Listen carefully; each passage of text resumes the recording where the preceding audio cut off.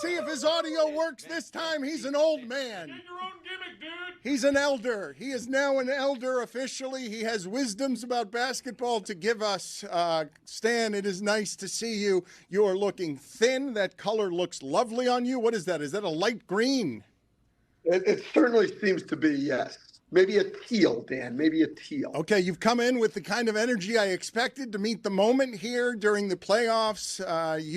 We are always happy to see you. Where are you joining us from? You're ready for New York, Indiana again? Yes, in New York City. Yep, ready to go. Doesn't sound like it. Stan, when Reggie floated that the Pacers should consider fouling there when the spread was 3, when there were 33 seconds left and the 2-for-1 was still on the table, did your head explode?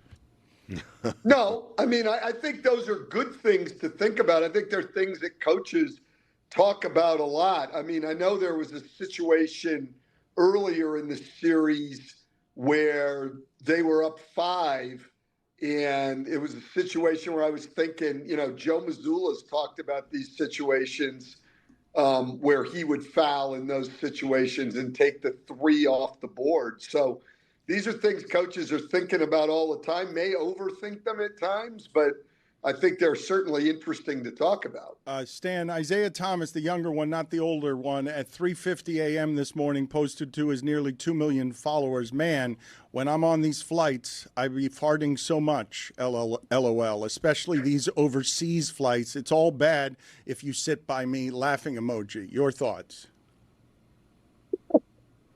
I had Isaiah for a brief time in New Orleans, and he is a great guy. He loves the game and everything else. I have no specific thoughts on his farting. But I need some thoughts on the farter on the flight. Like, you can't be farting. Like, that's wildly inconsiderate. And you saying he's a great guy, he cannot be a great guy if that's what he does. Okay, that's a fair point, actually, because that would be a tough thing if you're anywhere near him on that flight. This is ridiculous, Stan. A plane farter can be a good person. That's not true. That's not true. I know Isaiah is a very good person. Thank you. So. No, there you go. Again, confirmed. No, you cannot. Okay, let's take Isaiah out of this. What's your move when you need to fart on a plane? Yeah. Do you just shove your ass as far into the cushion as possible to kind of stifle it? So much ambient noise. Bury it inside the cushion? Do you get up and go to the restroom? Do you just kind of try to put the silencer on it, let it out the side, and let people trying to figure out who did it? Yeah, you just fake it. You just fake like you have no idea where the smell is coming from. I'm headed to the bathroom. It's a fart? Oh, come on, Stan. That's insane. That's a good guy. Is that your final answer? That's my final answer. So you're alleging here publicly. I don't believe you. Okay, yeah. Well, let's see. Hold on a second. Okay, you don't believe him? All right, let's do this to him then. I think. Yo, chicken thighs.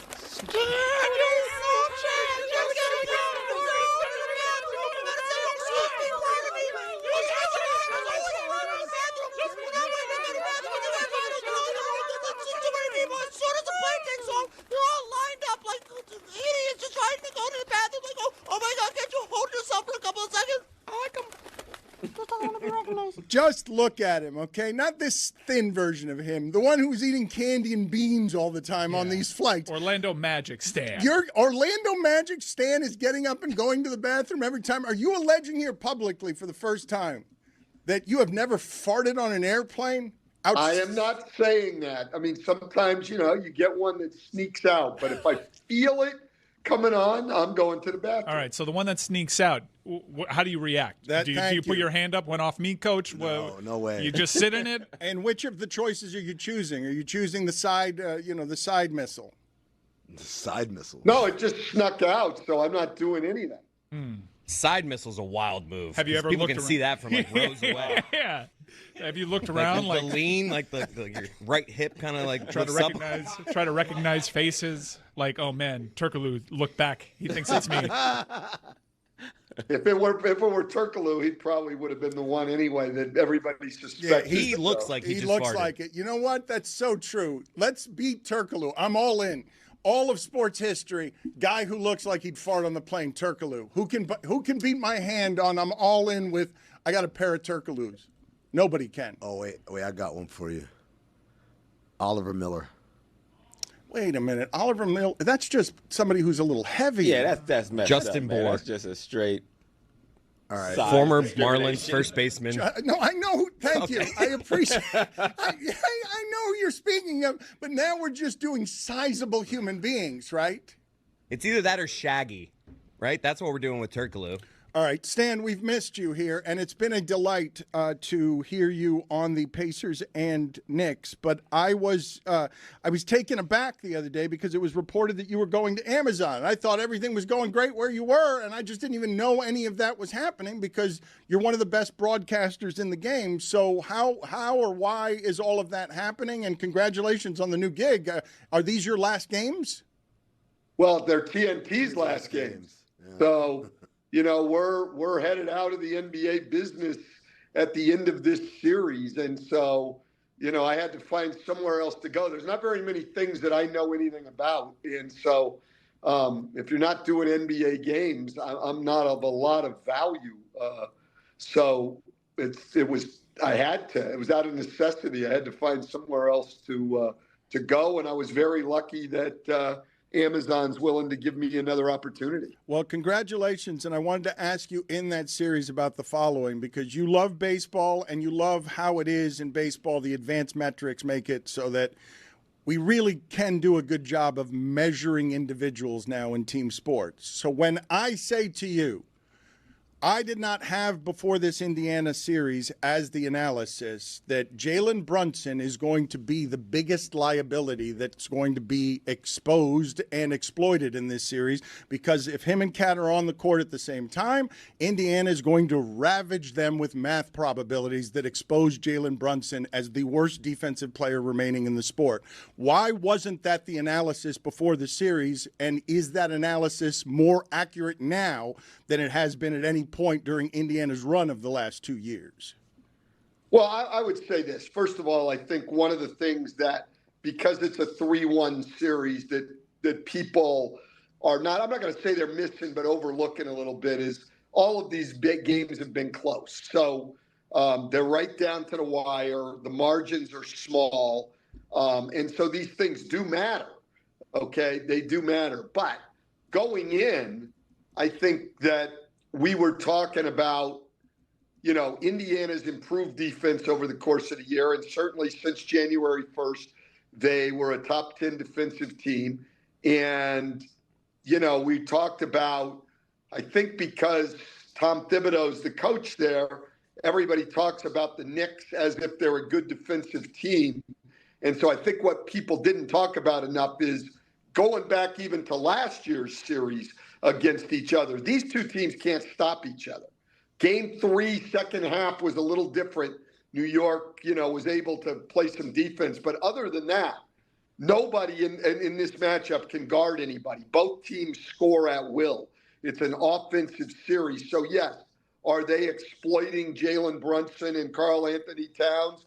Yeah, and New York is exploiting Miles Turner and whoever tries to guard Karl Anthony Towns. And whoever tries to guard Jalen Brunson, especially anyone other than Aaron Nesmith. So, yeah, both teams are exploiting weaknesses on the other side, but it's not like Indiana is dominating this series. Coach, I'm curious. Anthony Edwards, after Game 4, said he didn't struggle. He just made the plays that the defense made available to him. And so when you have your star player who's one of the immortals, one of the great players in the league, how do you tell him the balance between making the right play under normal circumstances versus, buddy, we need a win, and sometimes you got to make the wrong play to make that happen? Listen, I think you always have to make the right play. What the right play is, may change from situation to situation. I don't think it's ever the right play for a guy to just say, hey, I got to get a shot up. I don't care if they send 3 defenders. I'm going to shoot a 22-foot fadeaway over 3 guys. That's not going to work percentage-wise. I do think there are times where, you can maybe force the issue a little bit more in certain situations because the rest of your teammates are struggling. It's always trying to make the right play, though. It's just that changes from situation to situation. I thought, last night he certainly was very, very aggressive. I don't think that's just the answer either. Listen, basketball is a game of decisions, and the best players make the best decisions. I've argued this for a long time. People think it's all about athleticism and skill, and while those things are important, if you look, the guys who are the best and most efficient players, they make the best decisions. It's why I thought, and I'm biased. I know I coached him at the beginning of his career. It's one of the things that made Dwayne Wade as great as he was, is he got to the shots that he could make consistently. And he got to those all the time, and he stayed away from the other things. He was a great decision maker and really, really good down the stretch in games. I've thought for a long time that he's the best closer that I've seen. It's all about decisions. And I think if you go into a game and say, all right, tonight I've got to pass the ball, or tonight I've got to shoot the ball a lot. No, you have to react to situations on the floor. And I think that, Tyrese Halliburton in our series did not think he was aggressive enough in game 3. I agree with that. I think you have to be aggressive to try to score. But if that second defender comes, you've got to give the ball up. I have to stop you right now. It's been a minute since he did the show with us. He's a little full of himself. He's a big NBA voice and everything else. And so you can understand how Stan would come in here as a coach and talk at us. But Stan doesn't mind a little constructive criticism. So you've told me 2 or 3 times during what you just said to listen. Do you think I can't hear you? Do you think I'm old and you need to shout at me, listen, listen again? Or do you think it makes your point better to tell me to listen even though I'm listening to you say listen several times more than you need to, because I can hear you fine, except for last time you were on with us when I couldn't because your audio blew. Oh, that was great. Absolutely great. So I will take the constructive criticism and try to take that out of what I am saying. There's got to be a tone fine, right? No, it's not a tone fine. It is, though. It is something that I need from you here, though, Stan, because I want to continue doing this with you, because I've loved doing this with you over the years. The energy to meet the particular moment right now to tell me that just this is all over, OKC is going to win. Why are we even talking about Stan's series? Well, listen, I've said all year. See, I used the listen again. I caught myself that time, though, because you brought it out to me. But I have said all year that Oklahoma City would win the championship. They're the dominant team all year. I don't think you can just discount the regular season. This is a 68-win team, and they have an answer to every problem anyone poses. You want to go big, you want to go small, it doesn't matter. They have all the answers on that bench. Mark Daigneault does a great job. They've got a true star. There's no one out there as good as they are. I do think they'll win it all, no matter who wins our series here. But that doesn't mean that who wins this series doesn't matter. Drew Hollandaise. What derails OKC? I'm not talking about this year. I'm talking about the next 4 years. Well, 2 things.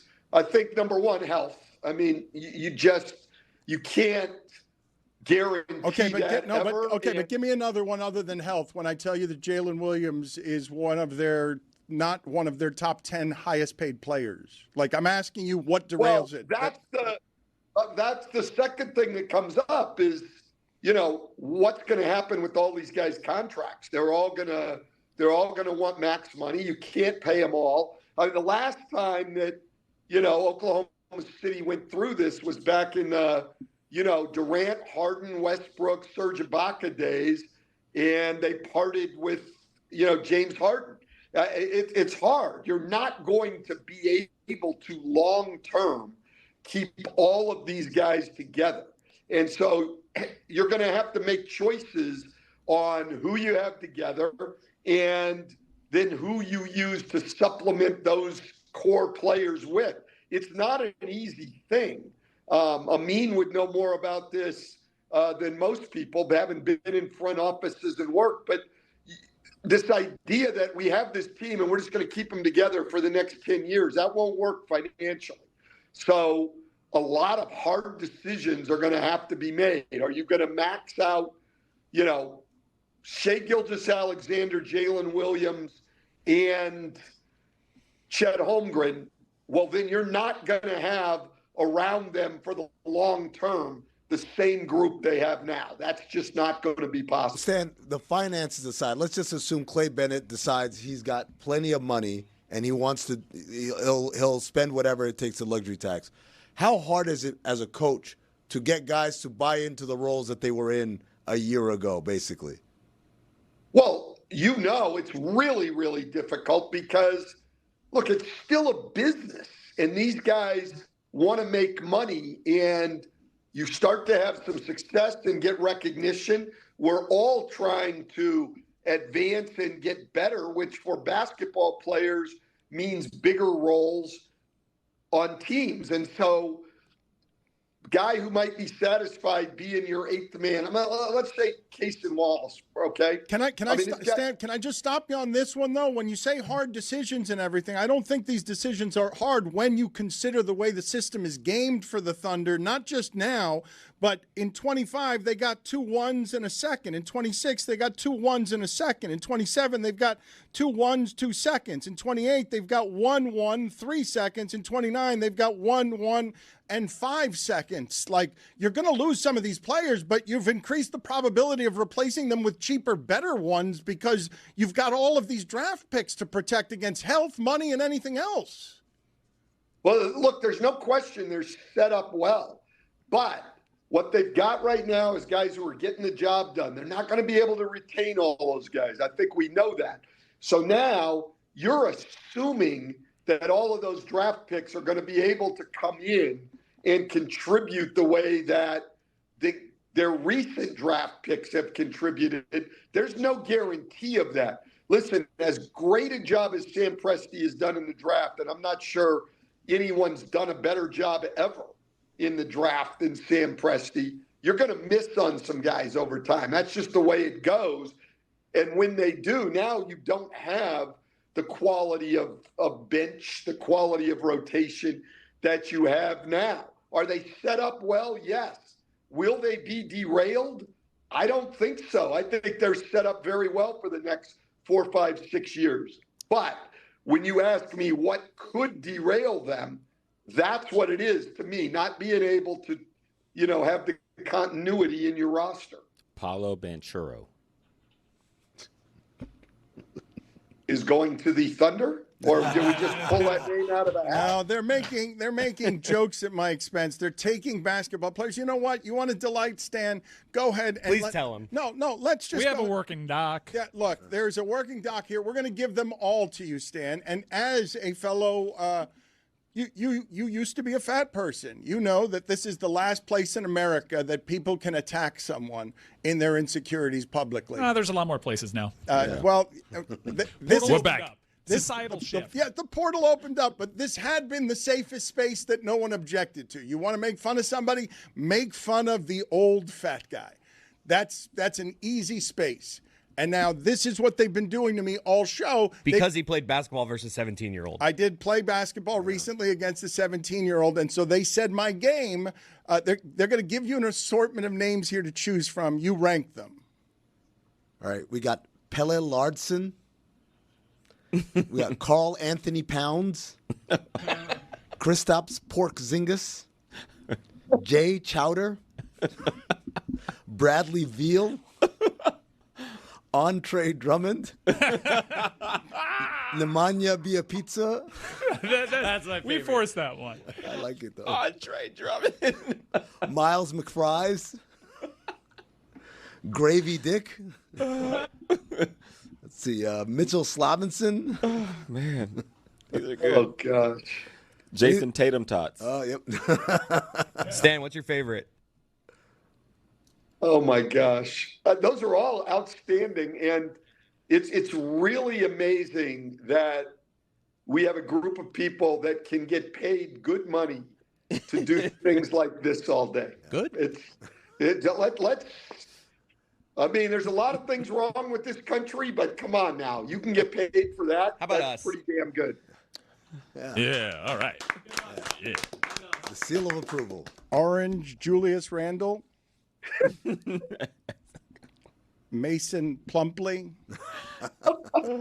That's a good one too. Thank you. I'm glad. That is a good one. I'm glad you guys have enjoyed this. The Oklahoma City Thunder, though, Stan, this one in the modern age, in a league filled with narrative storylines, you got to care about the people, the stars, or the thing. They are going to be a champion, it would appear, that while not unlikely, I thought this team was good enough last year to be a bigger challenge to everything that was happening in the sport than Dallas ended up being, and I was surprised they lost last year. This team is more set up than most, even in a league that's random, to do this for a while, even understanding that none of these things are permanent because they are young and hungry, and they do things the way the basketball purist in you loves. It's just about all efficiencies, but great at defense, don't turn the ball over, cause a lot of turnovers, and you just can't beat their probabilities when they can beat you every single way.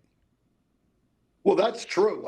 The thing to me, the great teams have an answer to everything. Now, what they didn't have an answer to, and I'm not just talking about last year, but if you go even last year in the regular season and early in the year this year, that they hadn't found an answer to Luka Doncic's Dallas teams, but Dallas decided to take that off the table for them. So they have an answer to every question. And I think that's really the issue when you get into the playoffs. Like, even if you're trying to construct a team, and we could do it right here, and there's no limitations,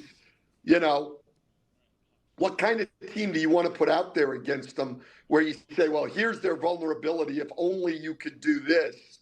They're going to have an answer to all of it. That roster has not only got a lot of talent, it's really been expertly put together to handle all the problems. I mean, I thought sort of the missing piece from last year was going out and getting Hartenstein. So now they can play big against you. They can play two bigs. And they've got more depth. We saw it when Chet Holmgren was out early in the year. Then they're still big enough to play. Jalen Williams as their third center, would be a very good backup anywhere else. I just have a hard time identifying a weakness there. Luka Doncic. Not bad. You're laughing at your own joke. Stan, the thing that I think is going to be hard to talk about and hard to overcome is OKC's point differential this playoffs. They are winning by an average of 11 points per game. It's the highest since the Warriors of 2017 were doing it, 13 points a game. I believe that's the team I was saying was the best I'd ever seen. A point differential of 11 when you've lost a game by 42, Stan, suggests that OKC is a great deal better than everyone they're playing against this season and has been for a while. Only injury derails them from taking down whoever comes out of your conference. There is no other thing there that derails it, correct? I don't think so. And to me, the injury would almost have to be to Shai Gilgeous-Alexander. I think they could survive any other injury and win. Jalen Williams would obviously be a big loss. Chet Holmgren would be a big loss, but honestly, I think they would overcome either one of those losses. If Shai Gilgeous-Alexander goes down, then they're going to get beaten. But other than that, I think they'll end up winning the championship. They're too deep, too good, too versatile, too well coached. Their habits are fantastic. I just don't see anything keeping them from winning the championship. Coach, I'm flying up to New York right after this to be there for Game 5. How do the Knicks avoid a funeral tonight? Here's the thing. I think everybody, it's probably a little overplayed. I mean, in terms of, adjustments and schemes and rotations. And especially as you get deeper in the series, a lot of it just comes down to, number one, your best players have to play great. And number two, it's the basics. And for New York, that's been more than obvious in this series. The number one, and by far the number one thing, take care of the ball. The turnovers are killing them. So their most important offensive key tonight is take care of the ball. Their most important defensive key tonight is take care of the ball. So Indiana's not out in transition all the time. And then their transition defense has got to be a lot better. We played it on the air the other night. When you're in the middle of a game 4 in the Eastern Conference Finals and your coach is having to implore you in the huddle to sprint back, sprint, something's going wrong if somebody's got to tell you. That's what you're saying in the huddle in game 47 on the second night of a back-to-back. In the Eastern Conference Finals, a coach has got to beg you to run back. That won't get the job done. So take care of the ball, get back on defense, and then they've got to figure out their pick-and-roll defense on Halliburton. There's such a contrast in the series. You watch Aaron Nesmith in particular get into Jalen Brunson. He's hard to screen because he's attached to Jalen Brunson. And then you watch Mikal Bridges play Halliburton with an 8-foot cushion, and Halliburton can go wherever he wants to go on the floor. I don't think the Knicks and Mikal Bridges in particular have competed hard enough or physically enough against Tyrese Halliburton in the series. I think those are the things. And then obviously stay on the glass. All the basics are what it comes down to. On the other side, you've coached against Rick Carlisle for a long time. How surprised are you that Rick has kind of transformed himself from a kind of slow it down, possession calling coach to giving the keys to Tyrese and having an up-tempo offense? Before you answer that, though, because the great old man rant, and Stan, you really loved getting this off your chest, and I appreciate that you did so on this forum, of your coach having to tell you to run hard in the Eastern Conference Finals. It offends you at your core in a way that I love you still care this way as an acerbic, grizzled, old, former tyrant that run harder. The games are important. Just an excellent rant by you, Stan. So congratulations on just being totally musty. You don't have to take that, Coach. No, but it's true. I mean, come on. It's the simplest thing in the game, and this team's going to play very fast. To Amin's point, look, Rick Carlisle has certainly evolved. But I said this on the air the other night, and it's something I believe for a long time. How much a team runs is really not going to be determined by the coach and your philosophy. It's going to be determined by who your point guard is. Tyrese Halliburton, you're going to run. And the reason you're going to run is not only does he get the ball up the floor quickly, that's a natural thing from him, but he will throw the ball ahead to other people. So other people are going to want to run because they know they're going to get the ball and have a chance to score. When I was coming in, it was Jason Kidd when I was first in the league. Jason Kidd, it didn't matter what team he went to, that team was going to run. Didn't matter who his head coach was. That team was going to run because Jason Kidd was going to push the ball, and if you were open ahead of him, he was going to give you the ball. So guys ran hard. If you have a guard who's going to pound the ball and will not throw the ball ahead, guys are like, why am I going to run down the floor? I'm not getting the ball anyway. And so you're going to be a half-court team. I think point guards determine tempo. I don't think there's a coach out there that doesn't want to run. I really don't. I think we all understand that our most efficient offense is going to be before the defense is set. But it's a matter of, do I have the person who can make that system work? Is he going to push the ball? Will he throw it ahead? And will he take care of the ball and make good decisions? Well, we were talking the other night on the air, what was the most impressive thing about Halliburton's game 4?